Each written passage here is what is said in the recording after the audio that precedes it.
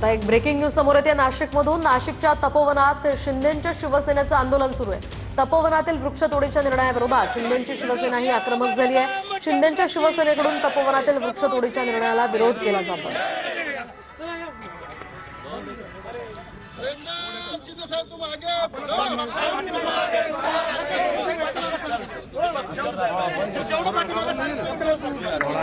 तर आपण पाहतोय नाशिकमधल्या तपोवनातील वृक्षतोडीच्या पार्श्वभूमीवर विविध संघटनांकडून पक्षांकडून आता विरोध केला जातोय।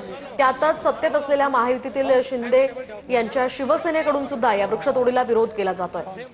त्यामुळे या सगळ्या पार्श्वभूमीवर अनेक संघटना एकवटलेल्या आहेत, आंदोलनं केली जाते आहेत, जोरदार घोषणाबाजी सुद्धा सुरू आहे। आपण पाहतो इथे हातात कुऱ्हाड घेऊन शिंदेंच्या शिवसेनेकडून हे आंदोलन केलं जात आहे। महिला पदाधिकारी कार्यकर्त्या सुद्धा या आंदोलनात सहभागी झालेल्या आहेत। अधिकची माहिती जाणून घेऊयात आमचे प्रतिनिधी पवन येवले यांच्याकडून। पवन, काय सांगाल, काय नेमक्या या आंदोलकांच्या भूमिका आहे?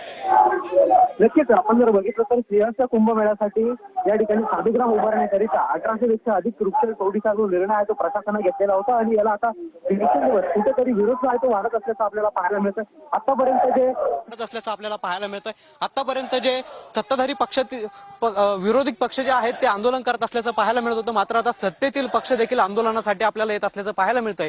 काल जर आपण बघितलं तर अजित पवार यांनी देखील आपली या वृक्षतोडीच्या विरोधातली भूमिका स्पष्ट केली होती।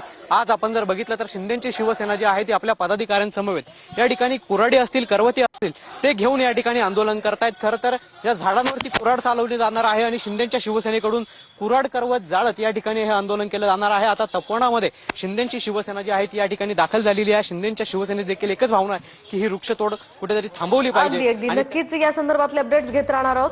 तुर्तास धन्यवाद पवन दिलेल्या या माहितीसाठी। आणि नाशिकमधून आता एक ब्रेकिंग बातमी समोर येते। नाशिकच्या तपोवन वृक्षतोडीचा मुद्दा लोकसभेत उपस्थित करण्यात आलाय।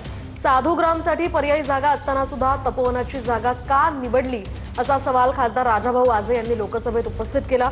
केंद्र सरकारनं यामध्ये तात्काळ हस्तक्षेप करावा अशी मागणी राजाभाऊ आजेंनी केली आहे। नाशिकमध्ये साधुग्रामासाठी पर्यायी जागा उपलब्ध असतानाही वनराई असलेल्या पवित्र तपोवनाची निवड का करण्यात आली याबाबत प्रशासनाकडून पारदर्शक प्रक्रिया दिसत नाही। स्थानिक प्रशासनाने घेतलेले निर्णय पारदर्शक नसून पर्यावरण परिणाम अहवाल, लोकांसोबत संवाद आणि तज्ज्ञांचे मत विचारात न घेता ही प्रक्रिया वेगाने पुढे नेली जात आहे। केंद्र सरकारने तात्काळ हस्तक्षेप करून पर्यावरण व विकास यात समतोल राखणारा पर्याय अध्यक्ष पुतीन आणि पंतप्रधान मोदींच्या द्विपक्षीय चर्चेमध्ये रशिया आणि भारतामध्ये महत्त्वाचे करार झाले आहेत। रशिया भारताला तेल पुरवत राहणार आहे असं पुतीन यांनी म्हटलं। त्यामुळे दोन्ही देशांनी ट्रम्प यांच्या टॅरिफचा दबाव झुगारल्याचं स्पष्ट झालेलं आहे।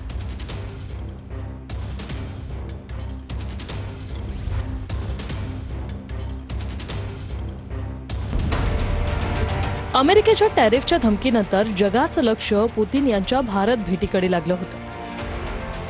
पुतीन यांच्या 2 दिवसांच्या भारत भेटीत दोन्ही देशांनी ट्रम्पच्या दबावाला झुगारल्याचं स्पष्ट दिसलं। रशियाकडून तेल खरेदी करू नये यासाठी अमेरिकेने भारतासह अनेक देशांवर दबाव आणला होता। मात्र पुतीन यांच्या भारत भेटीत रशिया भारताला तेल पुरवत राहणार असल्याचं पुतीन यांनी स्पष्ट केलं। रशियाचे राष्ट्राध्यक्ष पुतीन यांच्या 2 दिवसांच्या भारत भेटी दरम्यान दोन्ही देशात महत्त्वाचे करार झाले।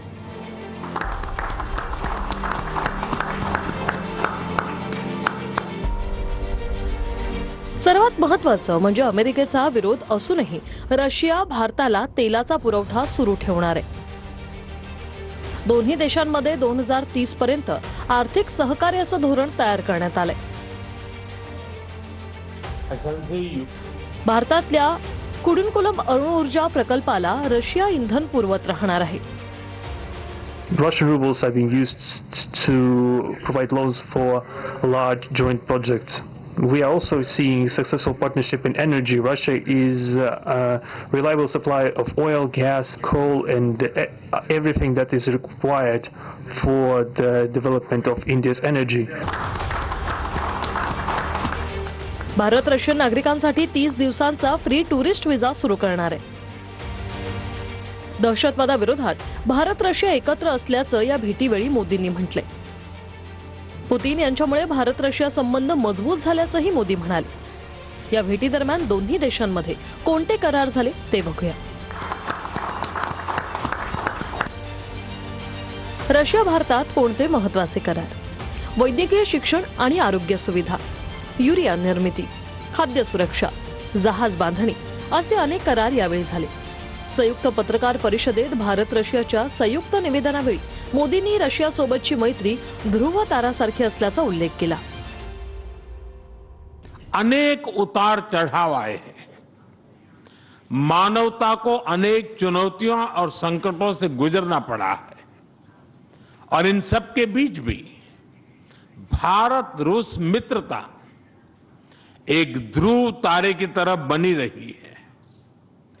परस्पर सम्मान और गहरे विश्वास पर टिके ये संबंध समय की हर कसौटी पर हमेशा खरे उतरे हैं. भारतात पुतीन यांचं स्वागत अत्यंत भव्य आणि परंपरागत भारतीय पद्धतीनं झालं. पंतप्रधान नरेंद्र मोदींनी पालम विमानतळावर पुतीन यांचं स्वागत केलं. विमानतळावर पारंपरिक भारतीय नृत्य आणि सांस्कृतिक कार्यक्रमांचं आयोजन करण्यात आलं होतं. मोदी आणि पुतीन यांना रशियन भाषेतील भगवद्गीता भेट दिली.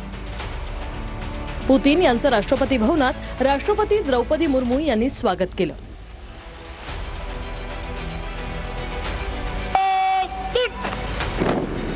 राष्ट्रपती भवनाच्या मुख्यद्वारावर पुतीन यांना गार्ड ऑफ ऑनर देण्यात आला.